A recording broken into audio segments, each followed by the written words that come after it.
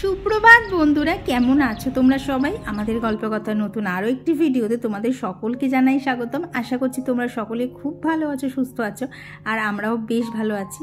আর প্রতিদিনের মতো আজকের সকালটাও তোমাদের সাথে এই ছাদ থেকেই শুরু করলাম। তো ছাদেও সকালবেলা উঠে আগে করেই দেখতে চলে আসি গাছে কী কী ফুল ফুটেছে। আর কি প্রত্যেক দিন কম বেশি তো এদেরকে যত্ন করি, এদের কটা কি ফুল ফুটলো দেখতে কিন্তু ভীষণ মজা লাগে। আর দেখো আমার কাগজ ফুল গাছটায় একদম ভোরে কি সুন্দর ফুল এসেছে। তো সকালবেলা এসেছিলাম তো ছাদে, এত রোদ না বাবা, মনে হচ্ছে যেন সকাল 8টা বাজে। এখন থেকে ছাদে যদি হাওয়া খেতে আসতে হয় ভোরবেলা 5টায় আসতে হবে, কিন্তু 12:30 1টার সময় শুয়ে 5টায় ওঠাটাই একটুখানি চাপ। তবে রিসেন্টলি লাইফে অনেক কিছু পরিবর্তন হবে, আমাকে 5টা কেন 4:30তেও উঠতে হতে পারে। তো কি হচ্ছে না হচ্ছে সবই তোমাদের সাথে দাঁড়াও আস্তে আস্তে শেয়ার করবো। এত গরম লাগছে না, কাল রাতেও প্রচণ্ড গরম লেগেছে। এখনও দেখো দাঁড়িয়ে আছি, চুল উঠছে, মানে ছাদে হাওয়া আছে, বাট এত রোদের তাপ না, দাঁড়ানো যাচ্ছে না। চলো নিচে গিয়ে কাজ শুরু করি। আবার মিস্ত্রি কাকু চলে আসবে বলেছে 7টার মধ্যে, তাহলে গিয়ে বাসি কাজ টাজ সমস্ত কিছু কমপ্লিট করবে। যদিও হয়ে যাবে, তাহলে যতক্ষণ না শেষ না হয় না কেমন যেন একটা লাগে। আর চারিদিকে দেখবো তারপর দেখাচ্ছে ধোঁয়া হওয়া শুরু হয়ে গেছে। তো ওই দেখো দূরে দেখেছো এক জায়গা থেকে ধোঁয়া বেরোচ্ছে, ওটা খুব সম্ভবত হচ্ছে সয়াবিনের কারখানা। আর আমাদের বাড়ির পাশের মিলটা তো জানোই, অল টাইমই এরকম কালো কালো ধোঁয়া বেরোতেই থাকে। তো যাই হোক, চলে এসেছি নিচে। আর আজকে তো বৃহস্পতিবার, এমনিতেই কাজের পরিমাণ অনেকটাই বেশি থাকে। তো ওদিকে জানো তো বাপির ঘরটা ক্লিন করা হয়ে গেছে, তবে বাপি যেহেতু ঘরে বসেছিল তো সেই জন্য আর ভিডিও করতে পারিনি, তাই এই ঘর থেকে ভিডিওটা শুরু করলাম।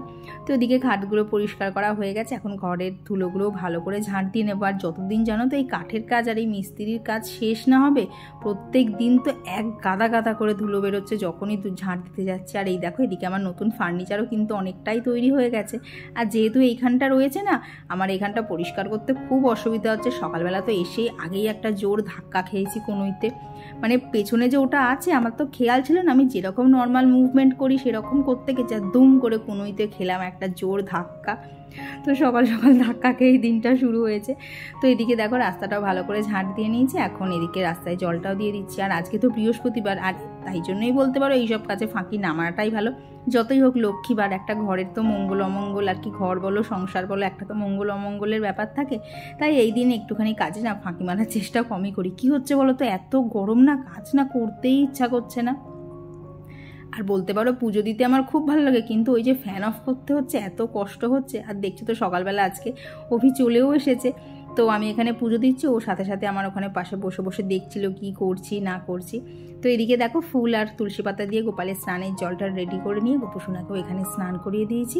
আর জানো তো এখন করে গোপালকে আর ওই কী বলো তো হেভি জামাগুলো না পরাচ্ছি না, যা গরম, এই যত ধরো পুরনো নরম নরম জামাগুলো আছে সেগুলোই গোপালকে পরাচ্ছি। আর দেখবা গোপালের ক্ষেত্রে না আমরা এইটাই করি যে নিজে যখন যেরকম থাকি গোপালকেও কিন্তু আমরা সেরকমই রাখার চেষ্টা করি। তো চলো এখানে আগে গোপাল সেবাটা দিয়ে নেই, তারপরে ওদিকে এক গাদা কাজ পড়ে আছে, সমস্ত কাজ সারতে হবে। আর আজকে আবার মানে মিস্ত্রি কাকু আসবে, জিনিসপত্র রং টং করার আছে, তো অনেক কাজ আছে। আর কি বলো তো, দেখবে মিস্ত্রি কাজ করলে না কোথা দিয়ে যেন দেরি হয়ে যায়, কি করেছি সেটা বলা যায় না, কিন্তু দেরির ব্যাপারে দেরি হয়ে যায়। তো সকালবেলা বাপি এখানে ফুল আর ঠাকুরের সন্দেশটা এনে দিচ্ছে, তো সন্দেশটা তো ওখানে সিংহাসনের মধ্যে রেখে দিয়েছি। আর এখানে যে ফুলগুলো আছে সেগুলোকে এখন গোছ করে একদম রেডি করে রাখছি, যাতে স্নান করেই না একদম পুজো করতে বসতে পারি। তো এদিকে দেখো তুলসী পাতা, বেলপাতা, এমনকি দুব্বগুলোও ঠিকঠাক করে একদম শেপে নিয়ে চলে এসেছি। এখন এদিকের ফুলগুলোকে ধুয়ে নেব। তবে জানো তো আজকে যে গাঁদা ফুলগুলো এনেছে সেগুলো রেখে দিলাম, আগামী 2 দিন পুজো দেওয়া যাবে।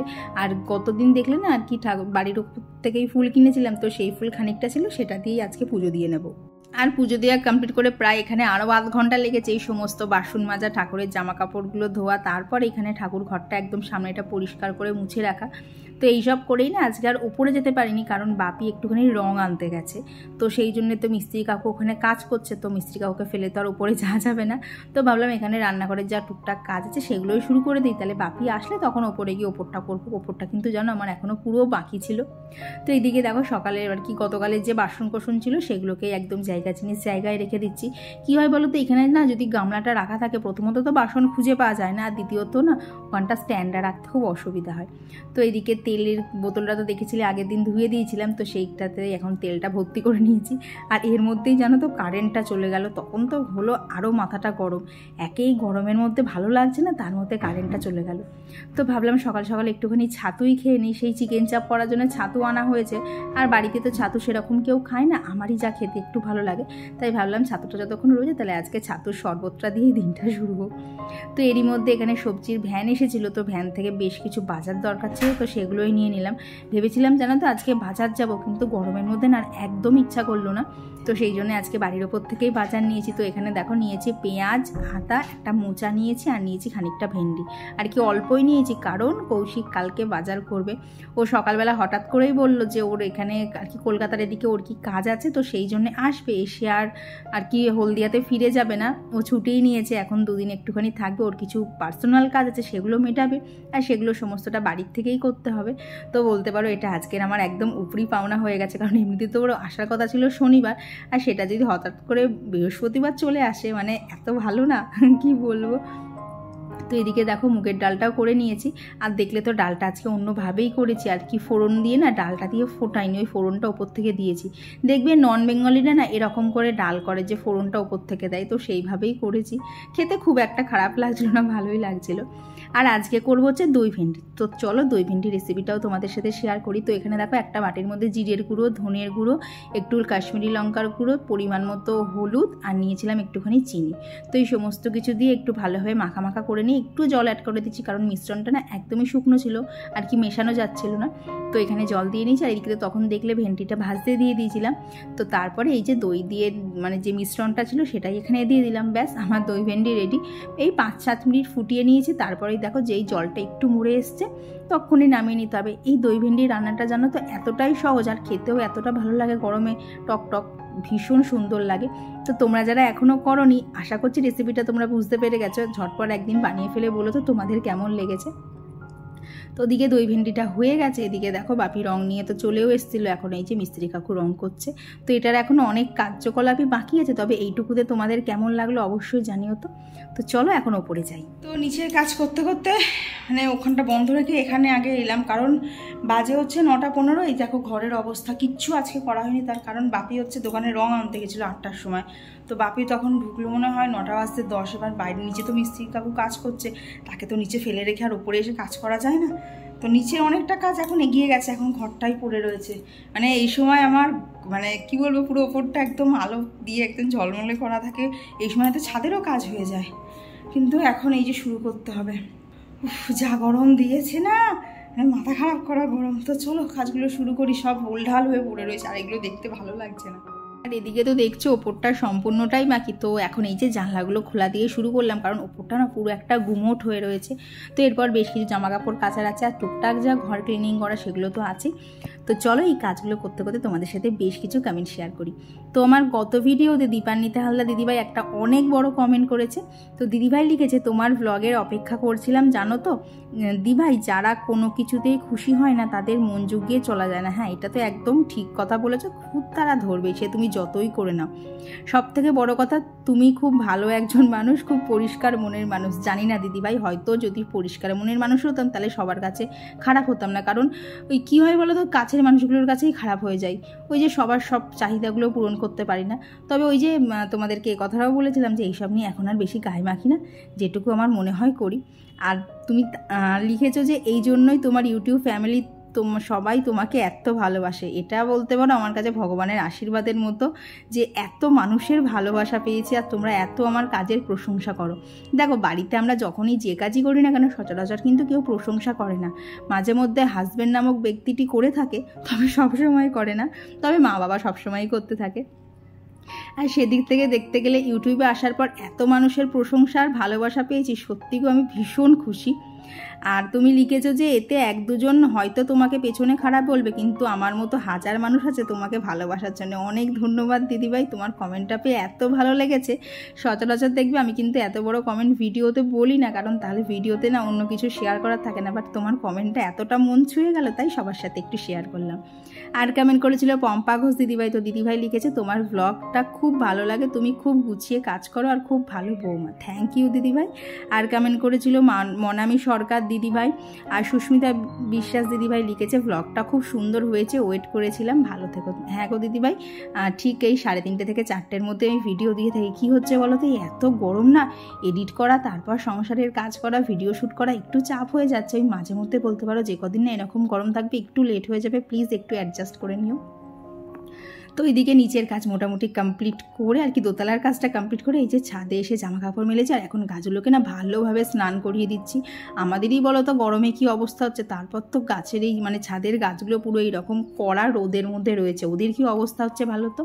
তো সেই জন্যেই ওদেরকেও একটুখানি জলে স্নান করিয়ে দিচ্ছি। আর এখন দেখো লক্ষ্মী জবাটা কত বড় হয়ে ফুটেছে না, আর আমার কাগজ ফুল গাছটাতে তো এত ফুল ফুটেছে দেখে আমার তো আনন্দে শেষ হচ্ছে না। এটা হচ্ছে সেকেন্ড রাউন্ডের ফুল, যখন গাছটা কিনে এনেছিলাম তখন তো 1 রাউন্ড ফুটেছিল, তারপরে তো আমি ভয়ে ছিলাম আবার ফুল আসবে, তো সব ফুলগুলো পড়ে গেল। তো তারপরে জানো দেখি টুকটুক করে কিন্তু অনেক ফুল ফুটেছে। তো তারপর এখানে নিচে এসে এখানে আগেই 2টো অমলেট বানিয়ে নিচ্ছি। তো এখানে একটা বাপিকে দিয়েছিলাম, আর একটা আর কি যেহেতু কৌশিক বাড়ি আসবে ঠিক ছিল না, তো 4 পিস মাছ ছিল, তো তার সাথে না একটা অমলেট করে নিয়েছিলাম, ওটা দিয়েই আমাদের হয়ে গেছে এই বেলা দিয়ে।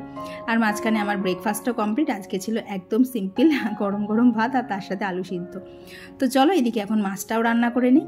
আর মাছটা আজকে সেরকম কিছু করব না, ওই যেমন করে মাছের কালিয়া করে পেঁয়াজ আদা রসুন দিয়ে সেরকমই করবো। আজকে না এক্সট্রা কিছু করতে ইচ্ছাই করছে না, এত গরম না, মানে ভালোই লাগছে না। তারপরে তো দেখো রান্না করা মানেই তো রান্না করা না, তার পাশে অনেক আগে পরে অনেক কাজও থাকে, সেগুলোকেও গোছাতে হয়।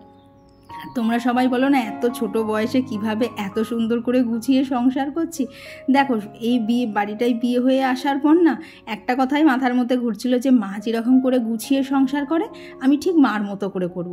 এই ঠিক মার মতো করে করব করতে করতে কখন যে নিজের মধ্যে এত কিছু অ্যাচিভ করে ফেলেছি আমি নিজেও জানি না। কারণ ঘরকন্যার কাজ আমি কিচ্ছু পারতাম না, বিয়ের আগে তো ঘরে সেরকম কোনো কাজ করার সময় পেতাম না, সারাদিন টিউশন আর বাবার দোকানে হেল্প করা নিয়েই থাকতাম। তো সেই মেয়েটা যে কিভাবে এরকম হয়ে উঠলো সত্যিই মাঝে মধ্যে আমি ভাবি যে আমি গ্যাস ধরাতে পারতাম না, সেই আমি আজকে রান্না বান্না কাজ ঠাকুর পুজো সমস্ত কিছু একা হাতে করছি। তো এইদিকে দেখো আমার রান্নাটাও কমপ্লিট হয়ে গেছে। তো চলো আজকে দেখিয়ে দিই আমাদের মেনুতে কি আছে। তো মেনুতে আছে হচ্ছে দই ভেন্ডি, এখানে একটুখানি পেঁয়াজ রসুন দিয়ে সয়াবিন করেছি, আর সাথে রয়েছে মাছ আর ডাল। তো এই হচ্ছে আজকের রান্নাবান্না। এরপর না এত গরম লাগছিল, তাড়াতাড়ি করে আর কি রান্নাঘরটা ক্লিন করে নিয়েছি, সেটা তোমাদের সাথে না আজকে শেয়ার করতে পারলাম না। প্রচণ্ড পরিমাণে গরম লাগছিল, মানে ফ্যান চালিয়েও মনে হচ্ছে ফ্যানের নিচেতেই দাঁড়িয়ে থাকি, এত গরম লাগছে। তো আর আমার কত ভিডিওতে কমেন্ট করেছিল আমাদের ছোট্ট সংসার থেকে দিদিভাই, আর কমেন্ট করেছিল মারফিস ডায়েরি, আর মেঘা লাভ ফ্লাওয়ার থেকে দিদিভাই লিখেছে আজ ফার্স্ট তোমার ব্লগ দেখলাম, তোমার ব্লগ খুব ভালো লাগলো, Krishna bless you. Thank you দিদিভাই, ভগবান তোমারও সব আশা মনের পূর্ণ করুক। আর কমেন্ট করেছিল শাইনি গাঙ্গুলি দিদিভাই, আর পম্পিপাল দিদিভাই লিখেছে প্রতিদিন তোমার ভিডিওর জন্য ওয়েট করে থাকি, প্রতিদিন তোমার কাছ থেকে অনেক কিছু শিখছি। থ্যাংক ইউ গো, যে আমি আমার এই ছোট্ট সংসার থেকে তোমাদেরকে এত কিছু হেল্প করতে পারছি, ভীষণ ভালো লাগে। আর কমেন্ট করেছিল পূর্ণিমা জানা দিদিভাই, আর কমেন্ট করেছিল পায়েল দিদিভাই। তো দিদিভাই লিখেছে সুস্মিতা আমার মাকেও তোমার ভিডিওর ফ্যান বানিয়ে দিয়েছে। হ্যাঁ গো, তোমার কমেন্টটা পড়ে এত আশ্চর্য হয়েছি যে কাকিমা আমার নামটা মনে রাখতে না পারলেও আমি কি করি সেই সমস্ত কিছু দিয়ে তোমাকে ইন্ডিকেশন দিতে পেরেছে। আমার যে এত কমেন্টটা পছন্দ হয়েছে না দিদিভাই, যে দেখো মা কাকিমানারা তো আমার থেকে অনেক ভালো গোছানো সংসারী, তাদের যে আমার কাজ ভালো লাগে এটাই আমার কাছে একটা বিশাল ব্যাপার। আর সুরভিদি লিখেছে আমার দাদা ওয়েস্ট বেঙ্গলে কাজের জন্য গেছে, বর্তমানে ব্যারাকপুরে আছে। দাদা আমাকে বলছে আমরা আসামের গরমে পাগল হয়ে যাই, আর এখানকার মানুষ কি করে সহ্য করে। তাহলে ভাবো আমাদের এখানে ঠিক কী পরিমাণ গরম। আমি বলি না আমার ঘরটা এসি চালিয়ে ঠান্ডা হতেই লাগে 1 ঘন্টা, মানে ভাবো তাহলে ঘরের মধ্যে কীরকম গরম। দুপুরবেলা তো ঘরে থাকা যায় না, বিছানা বালিশ মানে ঘরের আসবাবপত্র পর্যন্ত গরম হয়ে যায়। তো এদিকে দেখো স্নান টান করে গাছ থেকে ফুল তোলা হয়ে গেছে, আর দেখেছো আজকে জুঁই ফুলটা ঠিক কত বড় ফুটেছে। তো চলো এখানে ঠাকুরের থালাগুলো সাজিয়ে ঠাকুরকে আর কি পুজোটা দিয়ে নেই, কারণ বৃহস্পতিবার আর লেট করা যাবে না, এমনিতেই অনেকটাই দেরি হয়ে গেছে আজকে, মানে এই মাথা ও মাথা করতে গিয়ে। অন্যদিন তো দেখো ওপরের কাজ ছেড়ে তারপর নিচে গিয়ে করি, আজকে একবার নিচে কাজ করেছি, মাঝখানে আবার বন্ধ করে ওপরে এসেছি, আবার নিচে গেছি, এই তো করেছি আজকে সারাদিন। আর কি বলো তো গরমের মধ্যে না আর আগের মতো অতটা না ফুল স্পিডে কাজ করতে পারছি না। আর এখনও জানো আমি ভয়েস দিচ্ছি আমি পুরো ঘেমে স্নান হয়ে গেছি, কারণ যতই হোক এসি চালিয়ে আর যাই হোক ভয়েস দেওয়া যায় না, কারণ একটা না কীরকম আওয়াজ হতে থাকে, আর দেখবে ব্যাকগ্রাউন্ডে না যদি হাবিজাবি আওয়াজ থাকে সেই ভয়েসটাও শুনতে ভালো লাগে না। আর আমি চেষ্টা করি সবসময় তোমাদেরকে একদম পরিষ্কার পরিচ্ছন্ন একটা ভ্লগ দেওয়ার। আর এই যে এত সুন্দর সাজিয়ে গুছিয়ে সংসার করছি, এর পেছনে হচ্ছে আমার একটাই, আমার ভালোবাসা। এই ভালোবাসার ইচ্ছা দিয়েই কিন্তু সংসারটাকে একটু একটু করে সাজিয়ে তুলছি। নিজের মধ্যেও কাজ করার ক্ষমতা অর্জন করতে হয়েছে, কারণ যে মানুষটা কাজ পারে না তাকে দিয়ে কাজ করানো কিন্তু ভীষণ মুশকিল। আর আমি ছিলাম সেই মানুষটা, আমি আজকে এত গুছিয়ে গুছিয়ে সমস্ত কিছু করছি। কি বলো তো, এই পারফেকশনটা না একদিনে আসে না, একটু একটু করে করবে, দেখবে তোমরা যারা আমাকে বলো না যে আমি তোমার মতো করে পারি না, তোমার মতো করে পারি না, একদিনে পারবে না দিদিভাই। একটু একটু করে চেষ্টা করো, আমি যেমন পেরেছি আমার বিশ্বাস তোমরাও প্রত্যেকে পারবে। তো এইদিকে দেখো এখন ঠাকুরের ঘরটাও সুন্দর করে সাজিয়ে নিচ্ছি। আর বৃহস্পতিবারে আজকে এত ফুল হয়েছে, আর সব থেকে বড় কথা দেখো প্রত্যেকটা ফুলের কিন্তু ভ্যারাইটিস কালার, যার ফলে না আজকে পুজো দিতেও ভীষণ আনন্দ লাগছিল। তো চলো এবার পুজোটা শুরু করে নিই। তো এখানে মা লক্ষ্মীর ঘরটা তো বসিয়ে দিয়েছি। আর এই যে তখন জুঁই ফুলটা দেখলে, এই জুঁই ফুলটা দেবো আমি আমার গোপুসোনাকে, গোপালের একটুখানি ফুলের গন্ধ শুকুক বসে বসে। তো চলো এখানে এখন পুজোটা দিয়ে নেই। আর জানো তো এত ফুল থাকলে সাজাতে এত ভালো লাগে না, কি বলবো। আর তোমরা অনেকেই বলো আমার পুজো দেখতে তোমাদের খুব ভালো লাগে, কিন্তু কী হয় বলো তো, পুজোর সময় না বিভিন্ন অ্যাঙ্গেল থেকে শ্যুট করাটাই একটু চাপ হয়ে যায়। তো এখানে দেখো আমার মা লক্ষ্মীর কাছে পুজো দেওয়া কমপ্লিট। এখন একটা জবা ফুল আর কিছু দুব্ব নিয়ে ওখানে গণেশ ঠাকুরকেও পুজো দিয়ে দিয়েছি। আর এখন এই যে মহাদেবের এখানেও পুজো দিয়ে নিচ্ছি। জানো তো ইচ্ছা আছে নাকি গাছে ছাদের একটা না আকন্দ ফুল গাছ লাগানোর, দেখি কবে কি হয়। ভেবেছি না ডাল পুতলে কি হবে, তোমরা একটুখানি বলে দাও তো, তাহলে না আমি গাছের ডাল ভেঙে এনে লাগাবো। চারা জানো তো কোথাও সেরকম দেখতেই পাচ্ছি না, তো এটার কি সলিউশন হয় তোমরাই একটুখানি বলে দিও। তো এইদিকে দেখো তোমাদের সাথে কথা বলতে বলতে আমার পুজো দেওয়াও কমপ্লিট। আর এরপর বলতে পারো সারাদিন কাজ করার পর শরীরটা এত খারাপ লাগছিল না, তো তারপর মাঝখানে আর কোনো ভিডিও করতে পারিনি। আর এই যে দেখবে বৃহস্পতিবারের পুজো করতে তো সময়টা অনেক বেশি লাগে, আর এতক্ষণ ফ্যান অফ করে বসে পুজো করার পর না পুরো হাঁপাচ্ছে, মনে হচ্ছে ফ্যানের হাওয়াটা যদি একবারে গায়ে লাগানো যেত খুব ভালো হতো। তো এইখানে পুজোর শেষে পাঁচারি পড়াও শেষ। আর এখন এই যে ঘটে জলও দিয়ে নিচ্ছি। আর এই ঘটে জলটা কিন্তু আমি প্রত্যেক দিনই দিয়ে থাকি। তো এইখানে দেখো তো আজকে আমার ঠাকুরদেরকে কেমন লাগছে ফুল দিয়ে সেজে। মাঝে মধ্যে না বলতে পারো নিজের সাজানোর ওপর না নিজেকেই নিজেরই মনে হয় হাঁ করে বসে দেখি, এত ভালো লাগে আমার ঠাকুরদেরকে সাজাতে। তো বললাম না এরপরে আর মাঝখানে কোনো ভিডিও করিনি। আর কৌশিক প্রায় 5টা নাগাদ তখন বাড়ি চলে এসছে, তারপর সন্ধে টন্ধে দেওয়া সমস্ত কিছু কমপ্লিট। আর কৌশিক বললো ওকে একটুখানি সন্ধেবেলা লস্যি করে দিতে, তো ওকেই করে দিলাম। আমি আর লস্যির ঝামেলায় যাচ্ছি না বাবা, একবার লস্যি খেয়ে আমার যা দুর্ভোগ হয়েছিল, লস্যি আর আমার মধ্যে কোনো সম্পর্ক নেই। তো ও এখানে লস্যি খাচ্ছে, আর আমার জন্য আমি নিয়ে নিয়েছিলাম হচ্ছে একটা লাড্ডু। ও তো লস্যি খেয়ে ভীষণ খুশি। আমার খেতে ইচ্ছা করছিল, কিন্তু ওই যে ঠান্ডা লাগার ভয়ে জানো তো আর খেলাম না। তো আমি একটা লাড্ডু নিয়েই খুশি। তো আজকে সন্ধেবেলাটা এইভাবেই তো চুপচাপ কাটছিল। তারপরে কৌশিক বাপির সাথেও কিছু বসে বসে কথা ছিল ওদের, সেগুলো করলো। আর এরই মধ্যে এই যে দুষ্টু এসে হাজির। ও ওর আশা মানেই তো ওকে হাতে ফোন দিতেই হবে, নাহলে কান্নাকাটি জুড়ে দেবে। তো এইভাবেই আজকে সন্ধেটা কাটলো। তো চলো আজকে আর বেশি ভিডিও করতে পারিনি, আজকের ভিডিওটা এখানেই রাখছি। ভিডিওটা তোমাদের কেমন লাগলো অবশ্যই জানিও, ভালো লাগলে প্লিজ একটা লাইক করে দিও।